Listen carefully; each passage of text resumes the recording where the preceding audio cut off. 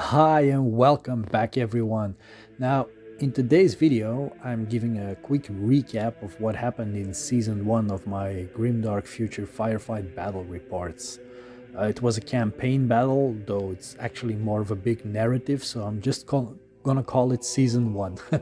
Now, if you want to see them, there is a link that you can click on screen right now, hopefully, or otherwise it will be in the description down below.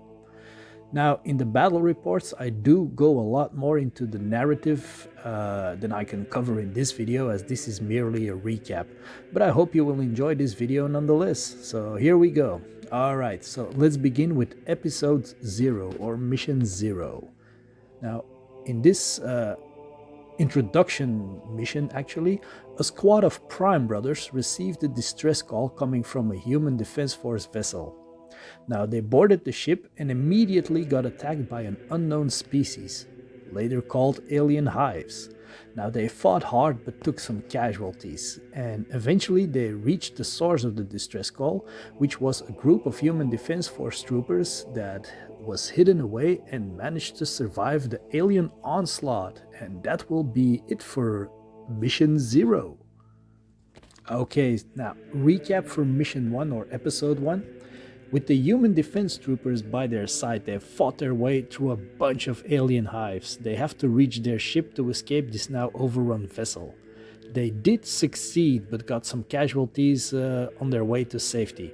Now, they managed to escape with some of the troopers, and they also formed a friendship with them, as you will see later on.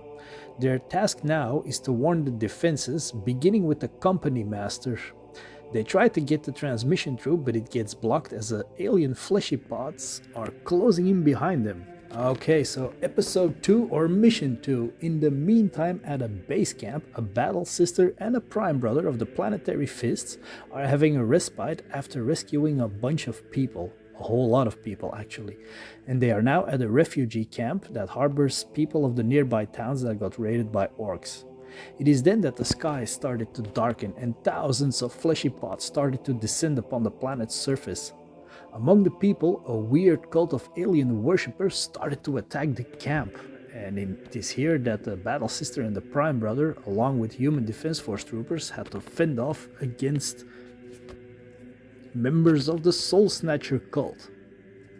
Now, episode 3 or mission 3, the group that discovered the alien hive on the vessel crash landed on the Arium 3 planet.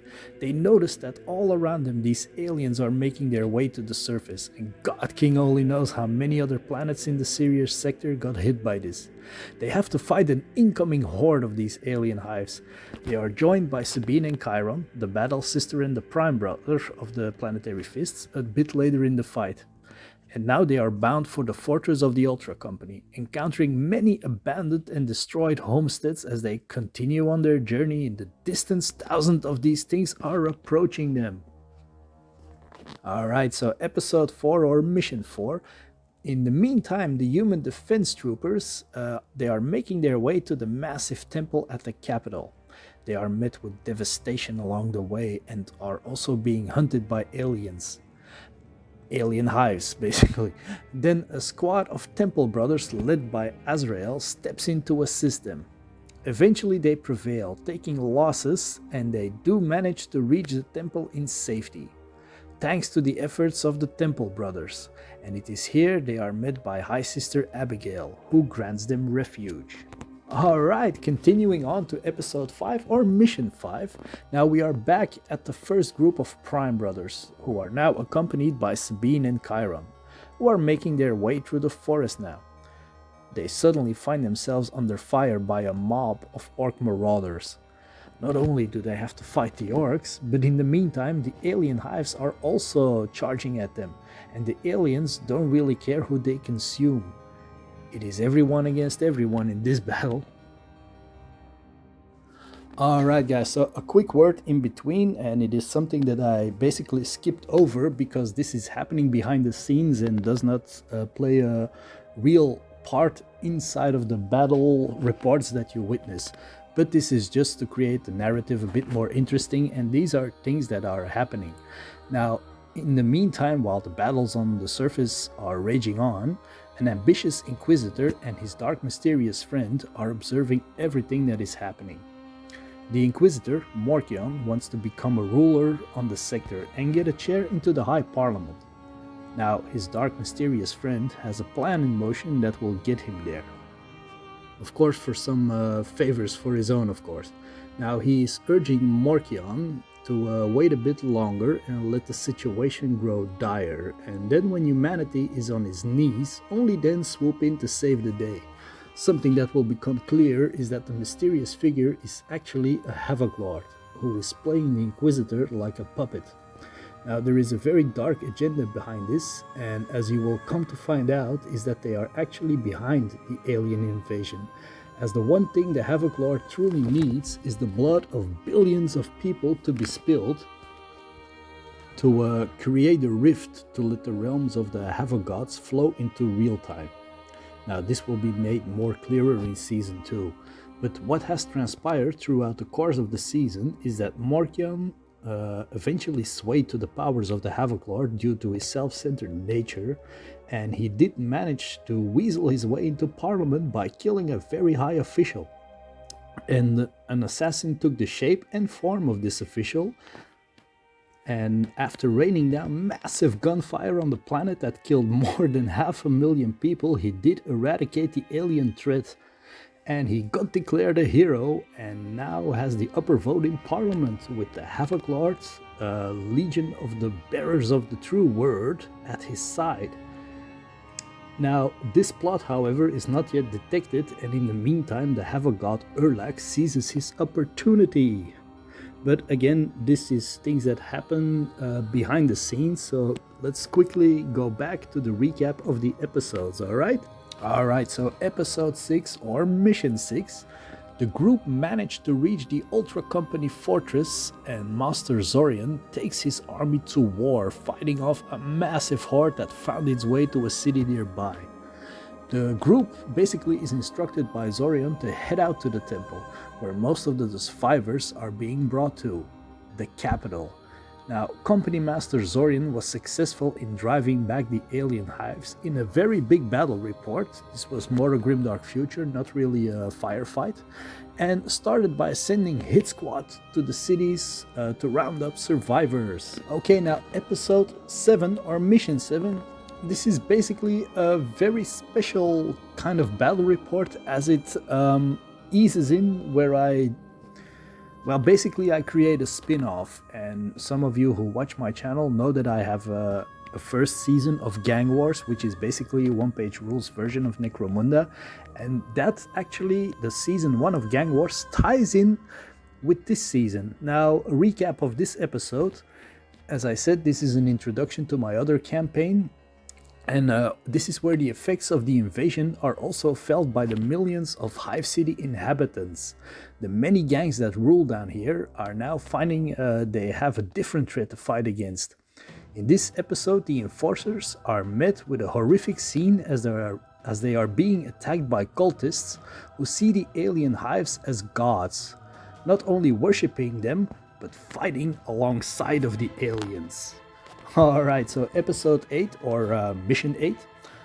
Now, the group on their way to the temple receive a call to extract a bunch of scientists. They have vital information that can change the way of battle against these things. But the researchers and scientists are trapped in their facility. The group is now going to need to extract these people to safety, but the main objective here basically is to get the intel. And they are also joined here by a wolf brother named Raktar, who has become a part of the group eventually. Now, they succeeded and managed to get the scientists on their vessel and fly back to the temple. Alright, so we're nearing the end here with episode 9, or mission 9. Now, the capital is under heavy attack by the aliens as they are testing out the defense lines. The weak points being the City of the Fallen, which is a massive graveyard that is the size of a huge city on its own. Now, Temple Brothers and Battle Sisters are tasked by holding back the alien hives from breaching the walls of the city. They do succeed in holding the line. Now, in the meantime, our primary group is tasked by locating more survivors and taking them back to the capital. Now Sabine asked to stay with the group, and this was also granted by the High Priestess Abigail. Alright everybody, episode 10 or mission 10, the season finale. Now this battle report is split into two parts. Now, as the war is raging in full force on the surface, in orbit, a hive ship that dominates all thoughts of the alien invaders has broken through the border into the Sirius sector.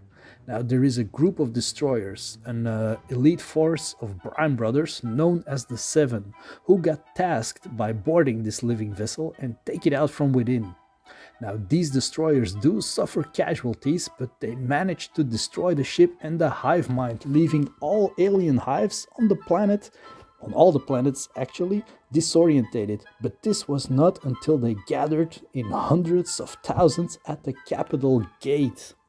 Alright, so that was the recap of the entire season, and I would like to tell you there will be a prelude to season 2, which is called The Great War. Now, in this massive battle report, which I really hope to bring you guys soon, we basically start with a nightmarish vision of Corporal Cindy, who survived the war. She sees the devastation that was brought upon the capital. And in this battle report, we'll get to see what happened when the alien hives tried to overrun the capital, and everything what has transpired before Morkion bombarded the planet's surface, killing a lot of innocent people. But yet he was declared a hero of the sector anyway. Alright, so this was my recap, guys. I hope you all enjoyed. If this has piqued the interest of some of you who have not seen my battle reports, please go ahead and watch them.